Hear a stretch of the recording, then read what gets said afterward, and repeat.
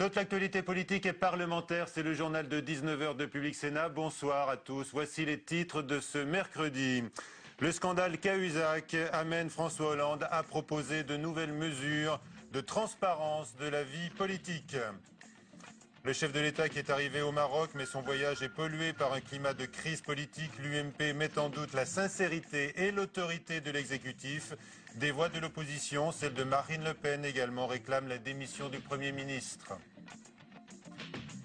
Une édition spéciale avec 4 sénateurs ce soir pour réagir à ce séisme politique. Madame Dominique Gillot pour le PS, François-Noël Buffet pour l'UMP, Ronan Dantec pour les écologistes et encore Jean-Léonce Dupont, centriste, qui avait d'ailleurs attiré l'attention sur le risque des conflits d'intérêts chez les parlementaires, un thème qui a été relancé aujourd'hui par le chef de l'État. Puisque François Hollande ne pouvait pas s'en tenir aux quelques lignes de son communiqué publié hier soir, le chef de l'État a donc pris la parole à l'Élysée juste avant de s'envoler pour le Maroc. Le ton est ferme, presque martial, et pour tenter de déminer le terrain, il annonce donc plusieurs mesures pour garantir l'exemplarité totale des responsables politiques. On l'écoute. J'ai appris hier, avec stupéfaction et colère, les aveux de Jérôme Cahuzac devant ses juges. Il a trompé les plus hautes autorités du pays, le chef de l'État, le gouvernement, le Parlement et à travers lui, tous les Français. C'est une faute impardonnable. C'est un outrage fait à la République. D'autant que les faits reprochés sont eux-mêmes intolérables. Détenir sans le déclarer un compte à l'étranger. Donc toute la lumière sera faite. Et c'est la justice qui poursuivra son travail jusqu'au bout et en toute indépendance. J'affirme ici que Jérôme Cahuzac n'a bénéficié d'aucune protection, autre que celle de la présomption d'innocence. Et il a quitté le gouvernement à ma demande dès l'ouverture d'une information judiciaire. C'est un choc ce qui vient de se produire, parce que c'est un grave manquement à la morale républicaine. Je suis donc amené à prendre 3 décisions qui vont dans le sens des engagements que j'avais pris devant les Français. D'abord, renforcer l'indépendance de la justice. C'est le sens de la réforme du Conseil supérieur de la magistrature. Cette réforme sera votée au Parlement dès cet été. Elle donnera aux magistrats les moyens d'agir en toute liberté, en toute indépendance contre tous les pouvoirs. Ensuite, lutter de manière impitoyable contre les conflits entre les intérêts publics et les intérêts privés et assurer la publication et le contrôle sur les patrimoines des ministres et de tous les parlementaires. Le gouvernement, là encore, soumettra au Parlement dans les semaines qui viennent un projet de loi dans cette direction. Enfin, les élus condamnés pénalement pour fraude fiscale ou pour corruption seront interdits de tout mandat public. La République, c'est notre bien le plus précieux. Elle est fondée sur la vertu, l'honnêteté, l'honneur. La défaillance d'un homme doit nous rendre encore plus exigeants, plus intransigeants. Et je le serai, parce que je sais ce que ça représente pour les Français, cette blessure. L'exemplarité des responsables publics sera totale. C'est mon engagement, je n'en dévierai pas, et les Français doivent en être certains. Voilà, quelques heures plus tard, donc, le chef de l'État était accueilli à Casablanca par le roi Mohamed VI pour une visite d'État de 2 jours. Il aura encore l'occasion de s'exprimer peut-être sur son ex-ministre mis en examen pour blanchiment de fraude fiscale. Des questions lui seront posées lors de la conférence de presse prévue demain. Et à Paris, c'est l'UMP qui a bombardé le Premier ministre de questions lors de la séance à l'Assemblée nationale aujourd'hui sur les doutes qu'il dit avoir eus sur Jérôme Cahuzac et puis également sur son degré d'information. Autre cible, Pierre Moscovici, accusé à droite de complaisance pour avoir blanchi un peu vite son ex-collègue Florence Thomazeau. S'il vous plaît. Monsieur le Président, accueillez. Monsieur Cochet. Ambiance électrique cet après-midi à l'Assemblée lors des questions d'actualité au gouvernement. Depuis les aveux de Jérôme Cahuzac sur ses comptes à l'étranger, la droite plutôt silencieuse ces derniers mois est montée au front pour dénoncer la République exemplaire de François Hollande. Les attaques sont nombreuses. Tout d'abord à l'encontre du ministre de l'économie, Pierre Moscovici. Celui-ci affirme n'avoir commis aucune faute. Christian Jacob n'y croit pas. Vous êtes en responsabilité, vous ne pouvez pas vous dérober. Oui ou non, l'administration fiscale a-t-elle été instrumentalisée pour entraver la justice et pour étouffer cette affaire? Pierre Moscovici se défend et affirme avoir transmis à la justice l'intégralité du dossier fiscal de Jérôme Cahuzac sur les 20 dernières années. Invraisemblable pour les députés de droite qui s'étonnent du peu d'informations récoltées sur l'ancien ministre du Budget, avec tous les moyens d'enquête et de police dont disposent les ministères des Finances et de l'Intérieur. Autre cible, le Premier ministre Jean-Marc Ayrault. La droite ne peut pas croire qu'au plus haut sommet de l'État, personne n'était informé. Pourquoi, avec le ministre des Finances, n'avez-vous pas fait procéder sérieusement aux vérifications approfondies de ces informations avant de dédouaner M. Cahuzac? Réponse de Jean-Marc Ayrault. Nous avons cru à la parole de cet homme, et non seulement à sa parole, nous avons cru à sa signature. Car comme tous les membres du gouvernement, il a signé un engagement sur l'honneur, une charte de déontologie qui l'engageait et qui engageait sa parole et qu'il n'a pas respecté. Face à ce scandale, la droite attendait des excuses de la part de l'exécutif.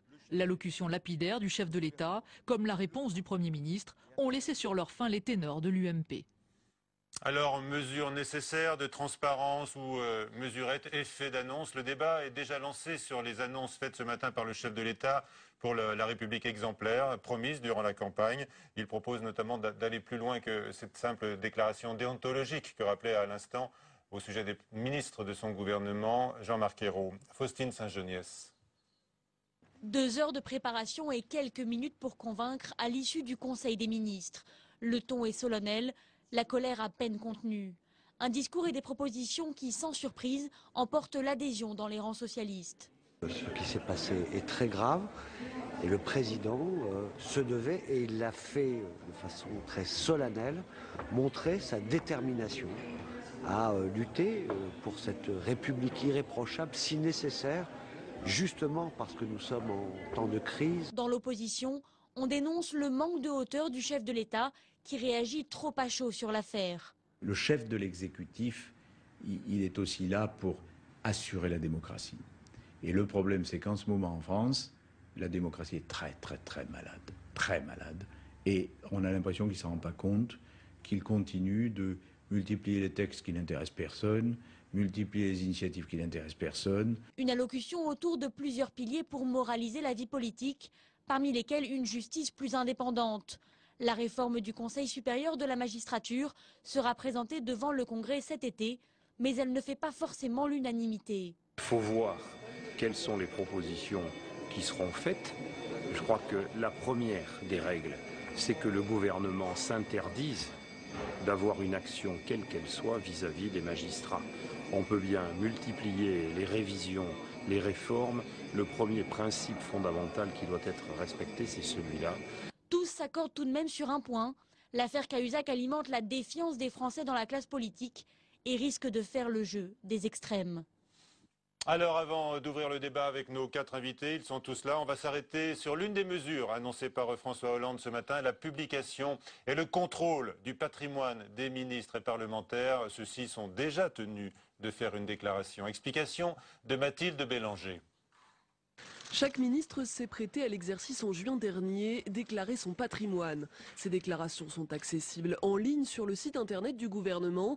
On y trouve leurs intérêts financiers comme les actions qu'ils possèdent, mais aussi leurs activités annexes et éventuellement les intérêts familiaux relatifs à leur domaine. Problème, ces informations sont purement déclaratives. Le problème, c'est qu'il n'y a pas de garde-fou en quelque sorte et pas moyen de contrôle. Donc, ils peuvent déclarer à minima, ce qui n'est pas bien, et on l'a constaté avec effectivement l'affaire la plus récente, c'est-à-dire l'affaire Cahuzac. Mais en principe, ils doivent tout déclarer. François Hollande propose aujourd'hui d'encadrer ces déclarations par la loi. L'idée n'est pas nouvelle. En 2010, une commission menée par Jean-Marc Sauvé avait planché sur la question des conflits d'intérêts dans la vie publique. Un projet de loi devait rendre obligatoire la publication des intérêts personnels des ministres. Mais celui-ci n'a jamais été débattu au Parlement.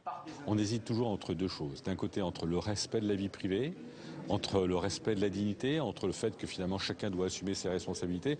C'est bien, mais c'est vraiment pas suffisant, on le voit aujourd'hui. Il faut des lois, il faut des contraintes, c'est-à-dire ne pas simplement compter sur l'honnêteté et l'esprit de responsabilité de ceux qui exercent des mandats.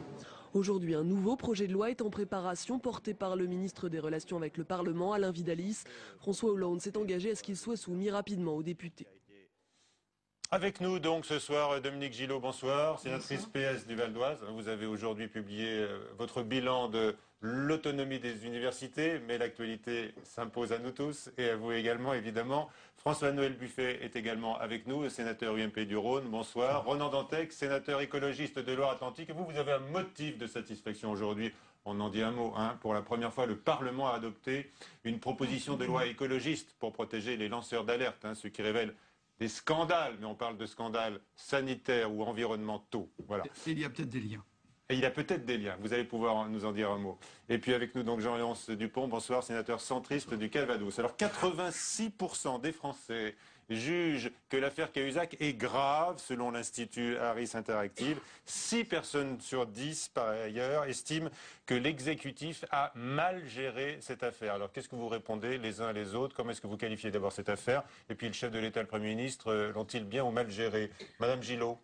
Effectivement, c'est une affaire très grave qui nous touche profondément. Enfin, c'est une trahison qui atteint le gouvernement, les parlementaires qui ont accordé leur confiance à la parole d'un homme, Jérôme Cahuzac, qui était par ailleurs doté d'un certain nombre de qualités, reconnues. Et c'est vrai qu'aujourd'hui, la déception, la douleur est très lourde. Et sur la gestion par l'exécutif cette difficile séquence. Je pense qu'ils ont fait le mieux qu'ils ont pu et que dès que le président de la République a eu connaissance de la mise en instruction judiciaire, il a demandé au ministre de démissionner. Et voilà. Et là, il apparaît que la confession de Jérôme Cahuzac s'est faite sans avertir le président de la République. Donc c'est vraiment la défaillance d'un homme seul. L'affaire d'un homme.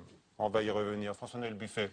Écoutez, c'est une affaire tout à fait dramatique, car c'est le mensonge d'un ministre à l'égard du gouvernement qui il appartient et à l'égard de la représentation nationale. Donc c'est parfaitement inadmissible. La question qui se pose est de savoir si effectivement le président de la République et le Premier ministre étaient informés de cette situation. Je pense sérieusement qu'on ne peut pas imaginer que, compte tenu du système, de notre organisation, le système judiciaire et particulièrement le parquet qui a en charge le suivi des affaires n'ait pas à un moment ou à un autre fait remonter une information auprès des plus hautes autorités françaises pour dire quels étaient au moins les risques, voire les puissants éléments. Vous dites qu'il y a une volonté de le protéger? Je ne sais pas s'il y a une volonté de le protéger. En tous les cas, le dispositif ou le système ne pouvait pas ne pas informer les plus hautes autorités de la situation du dossier à un instant T ou à un instant précis. Et je crois que là-dessus, oui, il y a une difficulté. En tous les cas, il y a besoin d'explications. Ronan Dantec. Jérôme Cahuzac a failli individuellement. Il n'est plus aujourd'hui dans la sphère politique. Je pense d'ailleurs qu'il devra en tirer toutes les conclusions et évidemment démissionner de son mandat de député.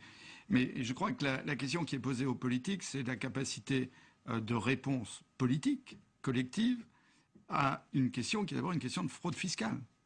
On voit bien à travers cette affaire que la fraude fiscale est possible et même assez facile au final, puisqu'on voit bien que pour trouver un compte en Suisse, ça reste quand même assez compliqué, et que la réponse politique collective qui redonnera de la crédibilité aux politiques en réponse à ce scandale sera d'abord une réponse sur la fraude fiscale, sur les paradis offshore, et c'est là, je crois, qu'on attend le politique. Il y a d'autres questions qui se posent, notamment sur l'enrichissement personnel.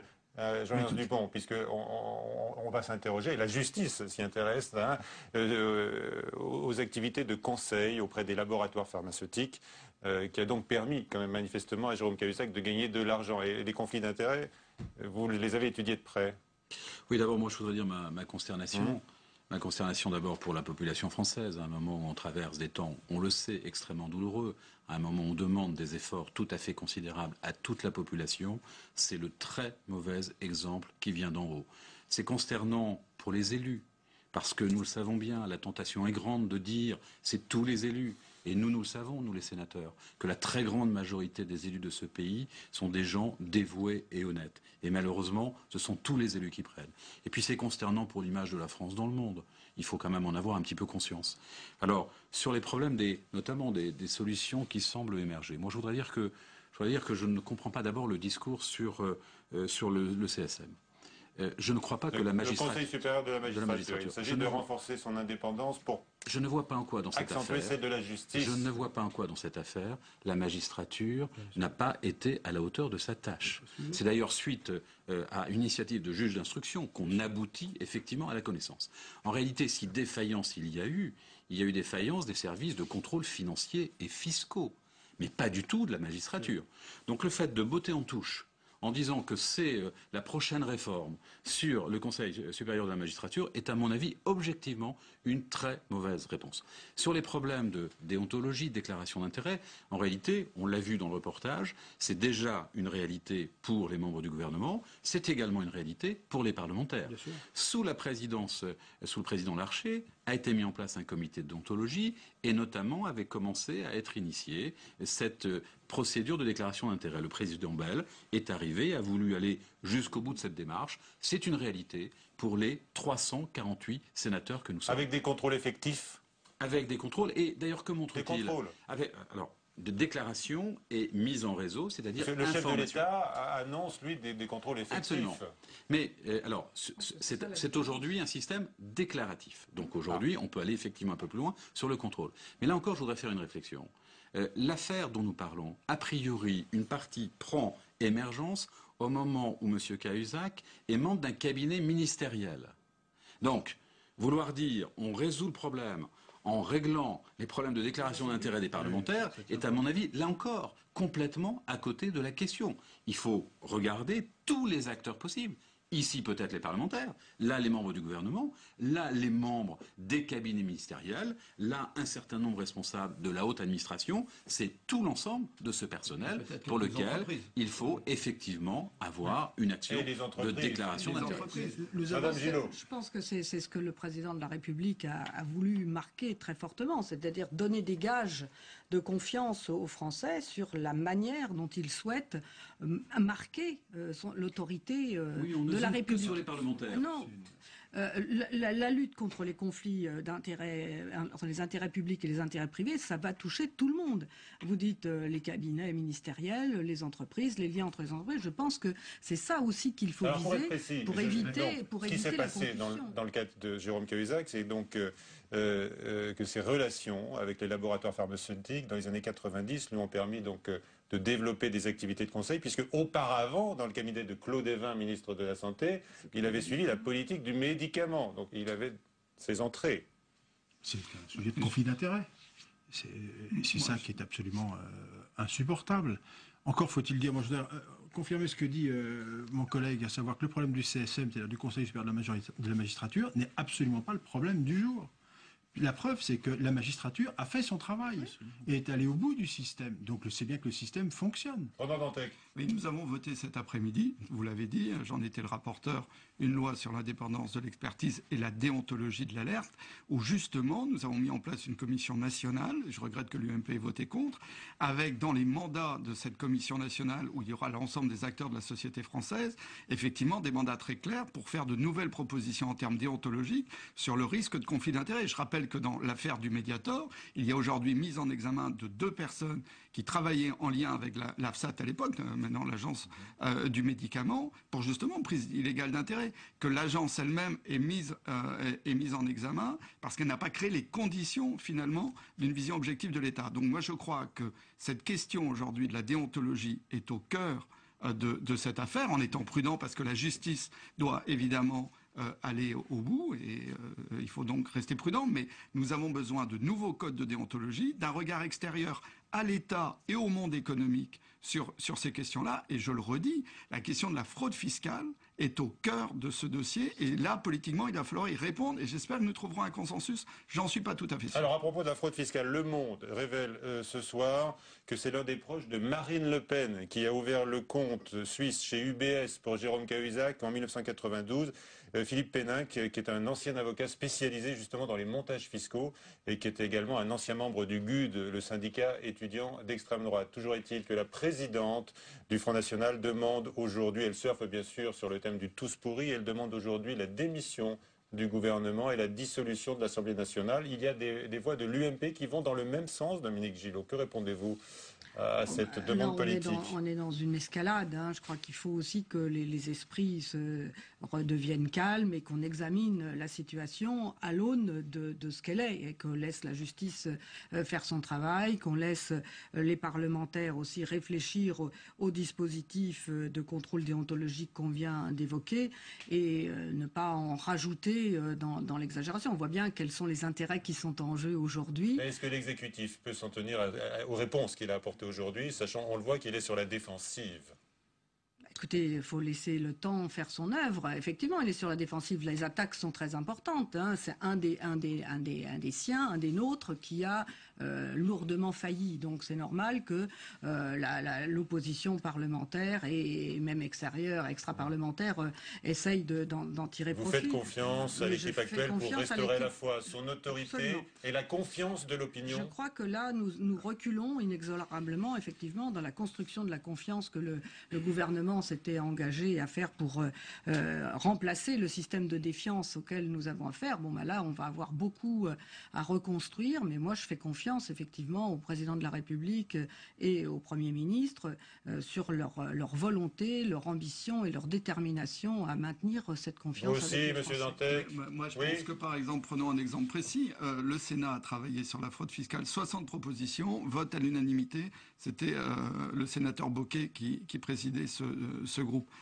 Ayons rapidement une grande loi sur la fraude fiscale. C'est une vraie réponse politique. Je crois qu'il ne faut pas se focaliser sur une situation personnelle, même si évidemment, vu le parcours politique de Jérôme Cahuzac, c'est un vrai problème politique. Mais la seule réponse politique qui redonne de la crédibilité à l'action politique, c'est une réponse sur le fond. Elle est d'abord sur la fraude fiscale. Nous avons 60 propositions sénatoriales. Mettons-les aujourd'hui en musique en forme de loi. François-Noël Buffet, est-ce que vous partagez l'opinion de certains de vos amis de l'UMP qui réclament un changement de tête, même à la tête du gouvernement? Je pense qu'il y a une crise de confiance qui est réelle. Donc il va falloir que le gouvernement, le président de la République, prenne des gestes forts à l'égard de son propre gouvernement et de la manière de faire. Un remaniement? On sent que pour d'autres raisons que simplement cette affaire Cahuzac, il y a sans doute besoin d'avoir une nouvelle orientation politique pour ce gouvernement. Et que la seule orientation politique nouvelle qu'il devra mettre en place, notamment sur le plan économique, nécessitera le moment venu sans doute des changements. Mais je voudrais revenir sur la déclaration de Mme Le Pen. Je trouve un peu fort de café la démarche, car celui qui a monté le système, ou qui a aidé en tous les cas M. Cahuzac, est bien quelqu'un de ses rangs.